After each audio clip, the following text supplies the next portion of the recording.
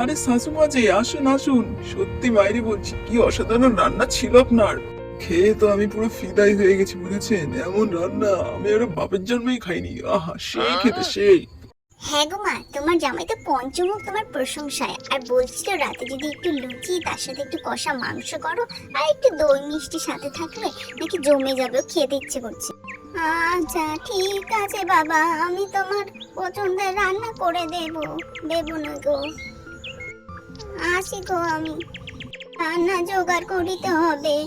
আরে খগন করে যে, চিনতে পারছেন তো? আমি যেই যে প্রতাপ বিশ্বাস না জামাই বলছি। একটু ঝালমুড়ি আর সাথে একটু চপ টপ দিয়ে একটু প্যাক করে দিন না, বেশ বিকেলে জমে যাবে খাওয়াটা।